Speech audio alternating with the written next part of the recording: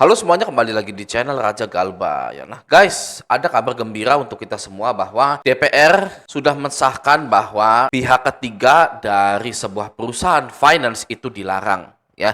Nah, sekarang tergantung OJK-nya apakah ingin meng-ACC atau tidak. Tapi DPR sudah fix bahwa pihak ketiga itu dilarang. Sama juga di pinjol, bahwa pinjol ini nggak boleh pakai penagihan pihak ketiga. Artinya apa? Artinya nanti tidak akan ada lagi penagihan yang dilakukan atau yang menggunakan DC lapangan ya. DC lapangan itu kebanyakan pihak ketiga, guys, yang mau di leasing, di bank, di pinjol gitu, itu mereka itu outsourcing ya, dari PT apa gitu, bukan bukan PT misalkan di bank ya, PT Bank Mandiri gitu ya, bukan asli Bank Mandirinya tapi outsourcing. Di tahun-tahun depan ini sepertinya nanti ya DC lapangan ini udah nggak ada di pinjol, nantinya ada, hanya ada di WA saja. Coba kita lihat dulu beritanya di sini ya. Nah, di sini dari CNN. Asosiasi Pinjol respon desakan hapus penagihan lewat debt collector. Ya, jadi ada desakan untuk menghapus penagihan lewat debt collector. Yang mendesak adalah DPR. DPR sudah setuju bahwa debt collector wajib dihapus, guys. Selamat ya ini ya. Ini bakal jadi revolusi finance di Indonesia, guys. Gitu. Oke, langsung saja kita baca dulu di sini ya. Asosiasi Fintech Pendanaan Bersama Indonesia atau API buka suara soal desakan anggota DPR untuk melarang penagih utang oleh pihak ketiga debt collector. Ketua AFPI, Encik S. Jafar, mengatakan penagihan oleh pihak ketiga harus mengikuti sejumlah ketentuan. Di antaranya seluruh tenaga penagih wajib terdaftar dan terverifikasi pada AFPI sehingga ID dari seluruh penagih terdaftar pada portal tenaga penagihan atau PTP. Seluruh tenaga penagih wajib mengikuti training atau pelatihan terutama tentang penagihan secara beretika dan peraturan penagihan atas perlindungan konsumen, dan wajib mengikuti ujian kompetensi yang dikeluarkan atau diuji oleh Lembaga Sertifikat Profesi dan Badan Nasional Sertifikasi Profesi atau BNSP. Ia menegaskan setiap perusahaan jasa penagihan wajib menjadi anggota FPI, di mana sebelum jadi anggota wajib diseleksi dan verifikasi sesuai standar operasional prosedur atau SOP asosiasi. Jika ada pengaduan masyarakat atas perilaku penagihan yang tidak beretika atau di luar SOP AFP, maka akan dilakukan sidang kode etik oleh komite etik yang independen. Jadi nanti kalau ada pelanggaran-pelanggaran gitu ya, nanti akan disidang gitu. Mending disidang ya kan. Kalau kejadiannya yang seperti di Kalibata tewas ya kan, dikeroyok gitu, gimana? Mau sidang gimana? Gitu ya. Dia bilang, ia menilai sepanjang pihak ketiga penagih utang ada yang mengontrol dan ada sanksi jika melanggar aturan, seharusnya tidak masalah jika perusahaan pembiayaan menggunakan jasanya. Wih, salah nih. Ya kan? Bohong nih, guys, nih, hati-hati. DC lapangan Kredivo, DC lapangan Aku Laku, DC lapangan Kredit Pintar, lihat pernyataan ini ya. Itu harusnya berhati-hati, guys ya. Ini pernyataan ini, ia menilai sepanjang pihak ketiga penagih utang ada yang mengontrol dan ada sanksi jika melanggar aturan, seharusnya tidak masalah jika perusahaan pembiayaan menggunakan jasanya. Kenyataan di lapangannya adalah perusahaan pembiayaan itulah yang meminta para debt collector itu untuk merampas atau mengambil motor-motor tersebut. Betul? Betul, guys ya. Kamu kalau bisa ngambil motor ini, komisinya sekian, tapi ini dibalikkan faktanya, guys ya. Sepanjang ada yang ngontrol ya dan sanksi, ya nggak apa-apa gitu, nggak apa-apa, nggak masalah. DC lapangan, saya doakan Anda mendapatkan pekerjaan yang lebih baik lagi daripada harus ya mengorbankan, ya kan. Masih mending dapat kerjaan yang lain ya. Selagi sekarang Anda masih jadi DC lapangan, Anda kerjanya di luar, silahkan sembari lamar-lamar lagi ya.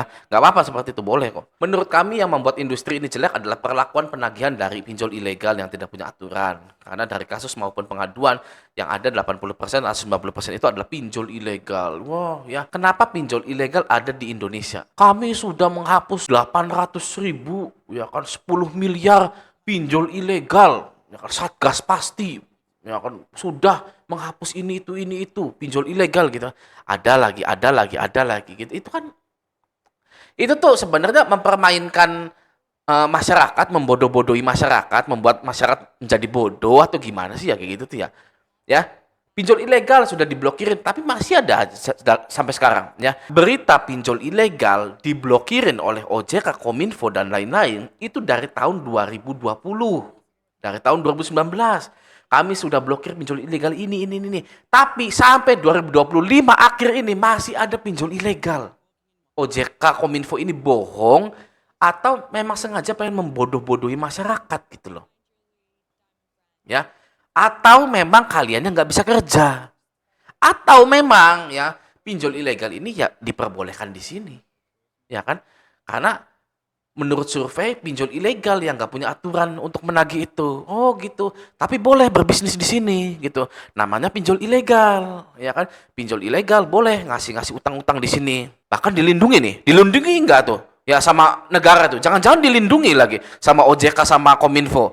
Ya, pinjol ilegal namanya pinjol ilegal, tapi boleh ngasih utang, boleh nagih-nagih dengan kasar, kami lindungi, tapi kamu namanya pinjol ilegal ya, jangan pinjol legal gitu. Enak ya, seperti itu ya. Enak nggak guys kalau seperti itu? Ya kan?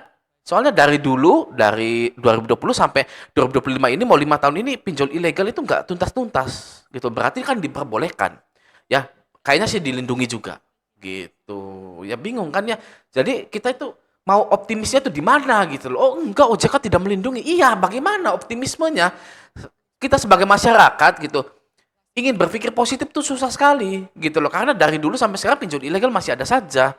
Ya, kita disuruh berpikir optimis, positif gitu. Tapi penegakannya seperti itu. Waduh. Ya memang. Nah, gitu, oke. Nah, lanjut. Pengeroyokan terhadap 2 Matel hingga tewas tersebut dipicu oleh utang kredit sepeda motor. Dalam insiden itu, 6 polisi ditetapkan menjadi tersangka. Polisinya ya yang ngeroyok gitu ya. Yang saya heran ya kan itu leasingnya apa? Kok dari kemarin, dari kejadiannya itu sampai sekarang kok nggak ada nama leasingnya gitu loh. Biasanya kan Adira meminta maaf, Adira berbelasungkawa, Adira menghimbau, FIF menghimbau, BAF menghimbau. Ya, kami berduka cita lah, kami inilah tetek bengek lah. Ini leasingnya apa dari kemarin gitu kan?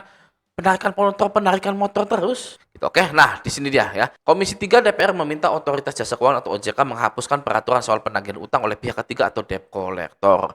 Hal itu disampaikan anggota Komisi 3 DPR Abdullah merespon peristiwa penagihan utang yang menimbulkan tindak pidana pada dan korban jiwa di Kalibata. Ini kedua kali saya minta OJK hapus aturan penagihan utang oleh pihak ketiga. Jadi DPR-nya mah sudah fix guys, sudah ya komisi gitu kan ya, Komisi 3 DPR nih ya. Ingin yang namanya debt collector itu dihapuskan, tinggal OJK-nya saja gimana?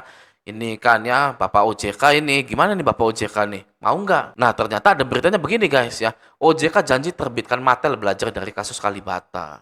Ya ini Bapak Mahendra Siregar ini ya kepala OJK. Ya Anda pakai pinjol ya itu diizinkan oleh Bapak Mahendra ini. Ya guys, dia mungkin sedang berpikir bahwa ini dihapus enggak nih ya apa Matel ini ya atau debt collector ini gitu. Otoritas Jasa Keuangan atau OJK berjanji menertibkan praktek mata elang atau Matel alias debt collector menyusul kasus pengeroyokan oleh 6 anggota Polri di Kalibata. Ketua Dewan Komisioner OJK Mahendra Siregar mengatakan penertiban itu bakal dilakukan melalui pelaku usaha atau kreditur. Ya. Penertiban Matel atau debt collector itu kami akan lihat dalam konteks tanggung jawab si pemilik usaha atau kreditur yang menugaskan karena tidak boleh lepas dari dia. Oh, gitu ya. Jadi OJK ya gitulah masih menjanjikan penertiban Matel atau debt collector pihak ketiga. Kita masih mending jangan nunggu-nunggu pemerintah. Karena pemerintah itu kalau ngasih bantuan tiba-tiba, meresmikan peraturan tiba-tiba gitu. Kita nggak tahu kapan masalahnya. Gitu ya. Kalau ngarepin pemerintah, ngarepin OJK itu lama guys. Ya kan? Masih mending kita berusaha sendiri saja dulu. Ya. Kalau misalkan sudah nggak punya uang sama sekali, sudah jual rumah, jual motor, gak ada BPKB, nggak ada uang sama sekali gitu kan ya. Mau gimana lagi gitu loh ya. Kuatkan mental Anda. Ya, dikuatkan mentalnya lalu berusaha ya. Semoga para viewers yang nonton video ini saya doakan pintu rezekinya terbuka lebar dari kiri, kanan, samping, atas, kanan, bawah itu rezeki semua hari ini ya. Kalau yang lagi dagangan laris manis tiba-tiba ada yang borong setiap hari kalau bisa. Ya, bagi yang lamar-lamar kerja itu langsung dipanggil besoknya langsung kerja.